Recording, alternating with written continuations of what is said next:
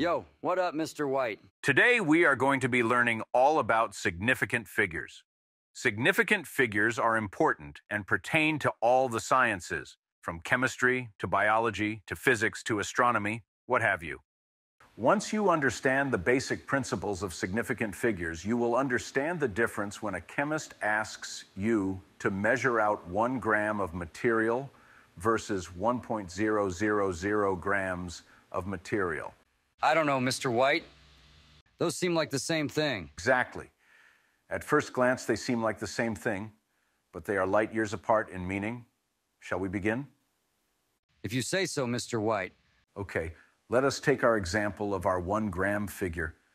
What does this mean in terms of real measurements?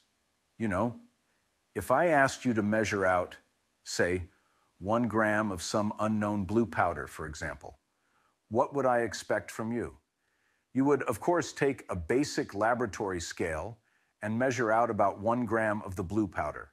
If the scale you were using was accurate enough to measure to 1/10 of a gram, you probably wouldn't concern yourself if the amount you measured was 1.1 grams or 0.9 grams or exactly at 1.0 grams as far as the scale was concerned.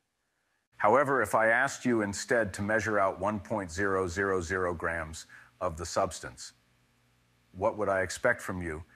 You would, of course, well, maybe not you, Jesse, but some of my better chemistry students would get out the analytical balance.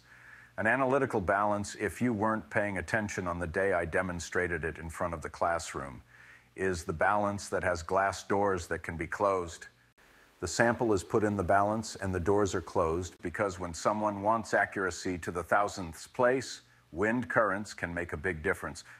How can air affect the balance? Everyone knows that air doesn't weigh anything. Well, Jesse, if you had been paying attention during our discussions during the gas unit, you would certainly know that air does weigh something.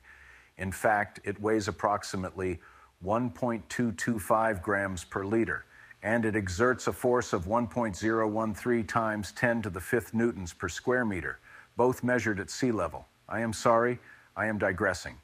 Let's just agree that the force of the moving wind in the room can push on the scale and affect the balance. Mr. White, we are inside a building.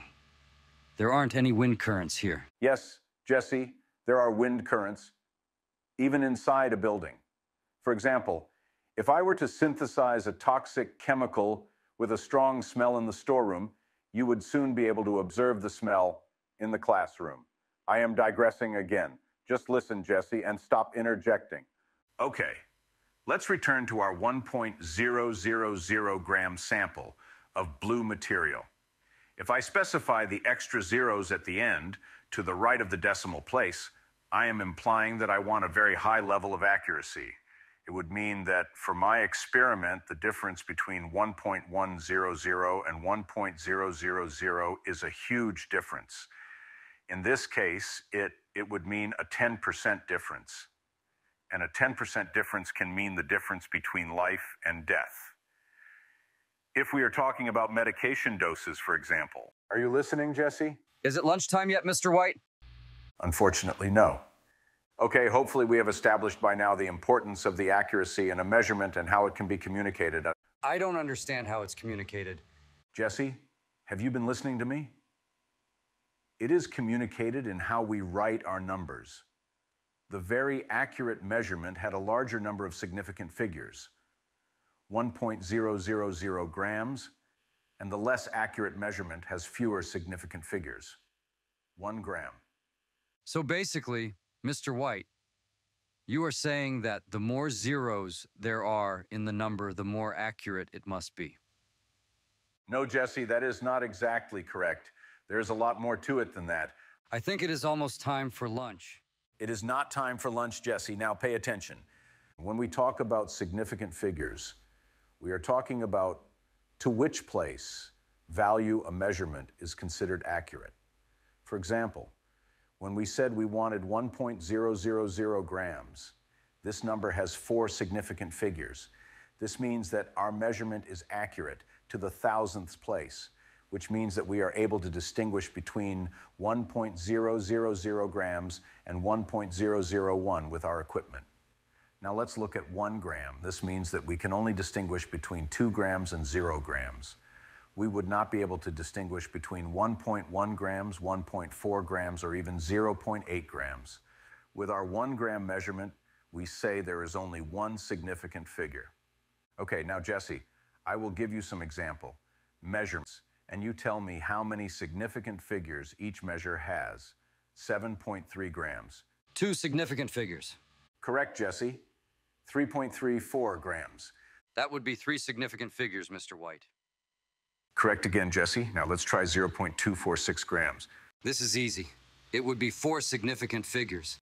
Unfortunately, Jesse, you guessed wrong. In this case, there are only 3 significant figures in the measurement. Yo, Mr. White. I think you are trying to mess with my head. When we look at significant figures, there are some subtleties when figuring out significant digits. When we have 0 digits in a number, we must decide whether the 0 is significant or just a placeholder. Whenever a 0 is just a placeholder, the 0 is not counted as significant. When I say placeholder, try to decide whether the number value would change if the 0 digit is eliminated. If the number value would change if the 0 is removed, then you can assume that the 0 is a placeholder. Let's do a few more examples. What if we have 1,000 grams? This number has only one significant figure. With this number, the 3 zeros are all placeholders. They are placeholders because if I remove any or all of them, the value would change. For example, if I remove any one of the zeros, it would change to mean 100 grams, which is very different from 1,000 grams. Let's look at another number, 1,837 grams. This number has 4 significant figures. This is easy since none of the digits are zeros. How about this number? 2,073 grams. This has only 3 significant figures, right, Mr. White? Unfortunately, Jesse, you are wrong again. This number has 4 significant figures. What gives, Mr. White? You said placeholder zeros did not count. You are correct, Jesse, in that zeros and numbers often serve as placeholders. However, if a 0 is located between non-zero digits, the 0 is considered significant. For example, the measurement 7,001 grams. This number has 4 significant figures because its zeros are between non-zero digits. Yes, the zeros serve as placeholders in the number, but the between rule trumps the placeholder rule. Let's look at another measurement, 9,200 grams. This number has only 2 significant figures because the zeros are placeholders, but are not located between non-zero numbers. Why don't you try the next one, Jesse? 4,070 grams? This number has 3 significant figures. The 0 located between the 4 and the 7 is a placeholder, but it is also between 2 non-zero numbers, so it counts. The 0 at the end does not count since it is only a placeholder. Very good, Jesse. The 0 in the ones place does not count as a significant digit. However, the 0 in the hundreds place is between 2 non-zero numbers, so that 0 does count as a significant digit. How about this measurement? 90,041 grams. I don't know, Mr. White. 4 significant figures? Not exactly. Both zeros in the middle of the number, because they can be considered as being between non-zero numbers, are significant. So we consider this number as having 5 significant digits. Okay, we have been looking at larger numbers. Let's now look at some smaller numbers. Let's look at 0.173 grams. Let's first start out by looking at the leading 0, the number in the ones place. To the left of the decimal point, this number is not significant. So, this measurement has 3 significant figures. Here is the next one, 0.0833 grams. This measurement also has 3 significant figures. The leading 0, the 0 in the ones place does not count, and the 0 in the tenths place also does not count.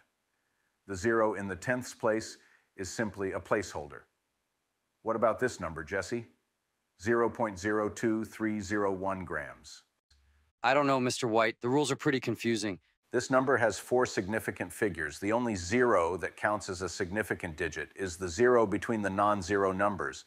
So the 0 between the 3 and 1 is significant, Jesse, I want you to try another one. If you say so, Mr. White. 0.07005 grams? I don't think this will go very well. 4? Excellent, Jesse. You are correct. This number has exactly 4 significant numbers. The 2 zeros located between the 7 and the 5 are considered significant. I think you are getting the hang of this. Let's look at some special cases. More rules, Mr. White? Yes, more rules, Jesse. Here we have 0.7500. Our next rule is that unnecessary zeros at the end of a number are always significant. So for this number, we have 4 significant numbers. These zeros on the right are not placeholders. They can be removed without affecting the value of the number. If a 0 is added that does not affect the number, then it is significant. What about the number in front of the decimal? I thought you said not to count it. You are correct, Jesse. The 0, if present, to the left of the decimal is not counted.